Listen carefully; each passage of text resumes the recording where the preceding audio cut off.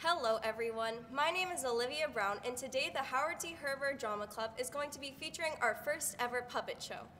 These shows we've been working on for the entire year and consists of 6th, 7th, and 8th graders. Our two stage managers, Angelia and Marola, have worked very hard to keep everyone under control. And our cast and crew consists of almost 30 middle schoolers. So we hope you enjoy. The first show is going to be Sleeping Beauty, and the second show is going to be Little Red Riding Hood. I hope everyone has a great time watching. Enjoy, thank you.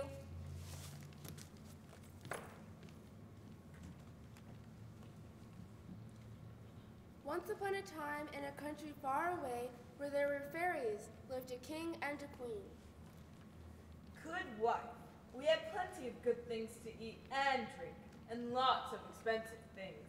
But I would give all of our kingdom if we could only have a child. I wish the same, dear husband.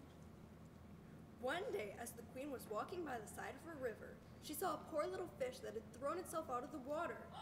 Poor fish, I shall put you back in the river. And she did. But before the fish swam away, it lifted its head out of the water. I know your wishes, and it shall be fulfilled. In return for your kindness to me, within 1 year, you shall have a daughter.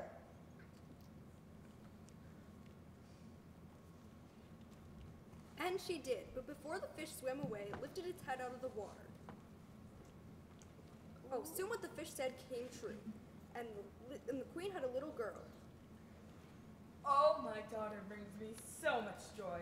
We shall have a party and show the child to everyone. I will have the fairies come. They might be kind and good to our daughter.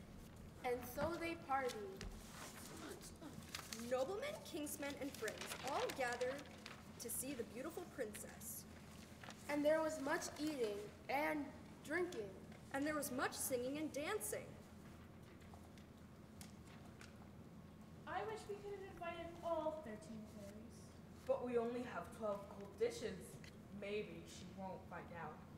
So 12 fairies came, each with a red cap and red shoes, and with a white wand in her hand. After the feast was over, they gathered in a ring and gave all their best gifts to the princess.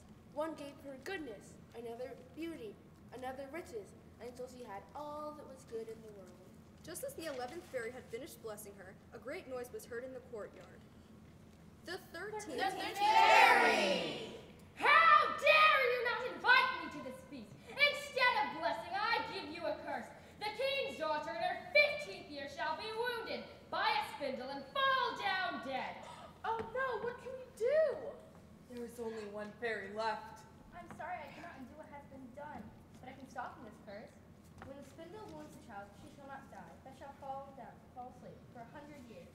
Maybe we can still save our daughter. I order that all the spinning wheels in the kingdom be gathered up and burned. All of the gifts of the first 11 fairies came true. The princess was beautiful, good, and wise. Everyone who knew her loved her. Today I'm 15, and my mother and father have gone to town. I'm bored with nothing to do. She wandered around by herself, looking at all the rooms and chambers, until at last she came to an old tower, to which there was a narrow staircase ending with a little door. In the door there was a golden key, and when she turned it, there sat an old lady spinning away very busily. Why, good woman? What are you doing here? Spinning. How prettily that little thing turns round. Would you like to try? And she hardly touched it before the spindle wounded her, and she fell lifeless to the ground. She was not dead, but she had fallen into a deep sleep, and the king and queen who had just come home and their court fell asleep too, and the horses in the stables and the dogs in the court. Even the fireplace went to sleep. The cook fell asleep while stirring his stew. The butler fell asleep while sipping his ale. The chambermaid fell asleep while sweeping the floor. A knight fell asleep while polishing his helmet. As the years passed, a large hedge of thorns grew around the palace until it was completely hidden. Not even the roof or chimney could be seen. But there went a report throughout the land of the beautiful Briar Rose. for that was what the princess was called. And from time to time, several kings' sons tried to break through the thorns into the palace, but none of them could ever do it. The thorns and bushes grabbed them and held them. One day, a traveling prince entered the land and came upon an old man who began to tell him a story. There is a place nearby which is enchanted. It is said that a magnificent palace stands between a thicket of thorns. Inside there lies a sleep king, along with her entire court, a beautiful princess called Briar Rose. I must find the palace. Beware, my son. My grandfather told me that many princes have tried to break the thicket, but they have all stuck fast in it and died. All this sound not frightening me. I will go and see some briar roses. And so it was, on that very day, that the 100 years were ended. The prince arrived at the thicket. He saw nothing beautiful, flowering shrubs, through which he went with ease. He saw before him the palace, and the sleeping dogs, and the sleeping horses, and the pigeons on the rooftop. He saw the cook, and the butler, and the chambermaid sleeping. Till at last, he came to the old tower and opened the door, and there he saw Briar Rose, fast asleep on a couch near the window.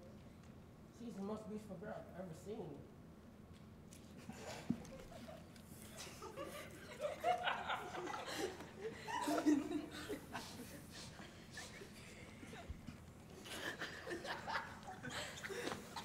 I do believe I have been dreaming. As soon as she opened her eyes, the king and queen and the rest of the court began to wake. Soon, Briar Rose and the prince were married. I command a royal feast!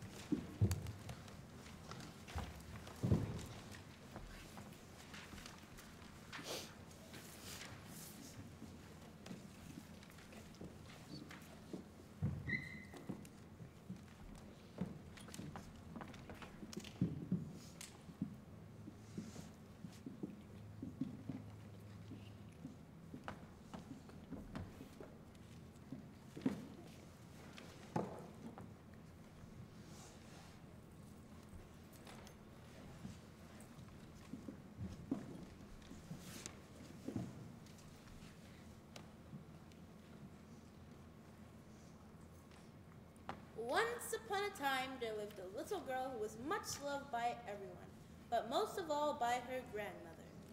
Once she made her a little cape of red velvet. It was so lovely that the girl wanted to wear it all the time, and so it is that she became called Little Red Riding Hood. One day, the girl's mother called for her. Little Red Riding Hood, here's a basket of tea cakes to take to your grandmother. Can you reach them out and they will make it well? Yes, Mother.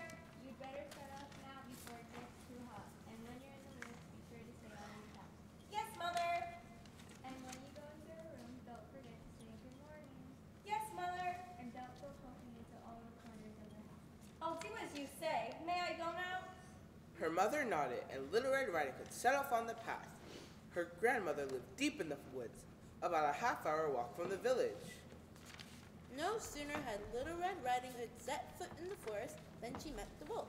Little Red Riding Hood had no idea what a wicked beast he was, Ow! so she was not frightened. Good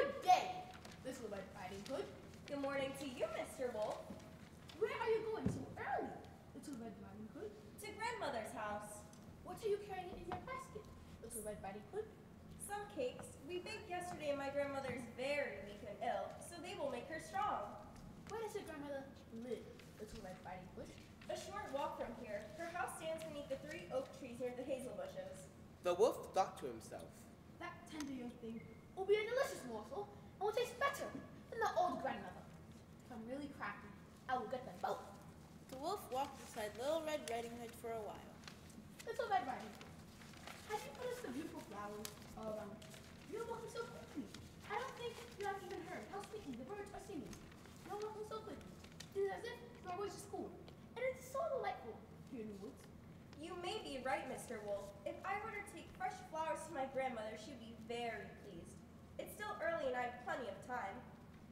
and so she ran into the wood, looking for flowers. As soon as she picked one, she spotted an even more beautiful one somewhere else, and so she went even deeper into the woods. Meanwhile, the wolf ran straight to grandmother's house and knocked on the door. Who is it? Little Red Riding Hood, I've got some pigs and wine. Open the door. Just lift the latch. I'm too feeble to get up. So the wolf lifted the latch, and the door flew open. He fell upon the grandmother and ate her up, saying a word. Then he put on her clothes, put on her cap, drew the curtains, and lay down in her bed. Little Red Riding Hood was running around looking for flowers when she suddenly remembered her grandmother and got back on the path leading to her house. When she arrived at the house, she was surprised to see the door was open, and when she stepped inside, she felt very strange. She called out to her grandmother. Good morning! But there was no answer. Little Red Riding Hood went over to the window and drew back the curtains. She saw her grandmother in bed with her cap pulled down. Oh, grandmother, what large ears you've got. They're better to hear you with, my dear. Oh, grandmother, what great eyes you've They're got. better to see you with, my dear. But grandmother, what a terrible large mouth you've got. They're better to eat you with, my dear. No. No sooner had he said the words than he leaped out of bed and swallowed up poor Little Red Riding Hood in one bite. Then the wolf, having eaten his fill, lay down again on the bed and began to snore loudly. At that moment, a huntsman was passing by. Oh, how the old woman snores. I'd better see if there's anything wrong with her. He went into the house and saw the wolf lying in the bed. Ooh!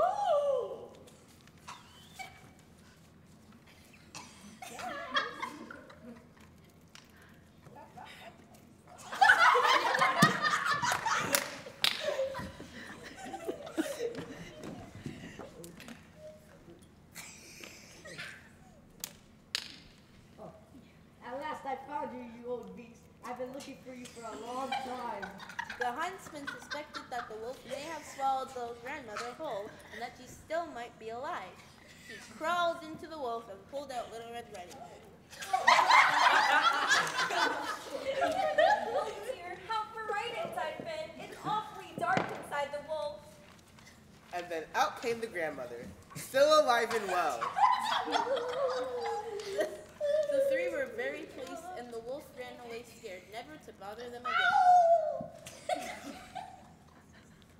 The grandmother ate the cakes. And Little Red Riding Hood made a decision. I'll never wander in the woods alone again, and I will always listen to what my mother tells me. The end.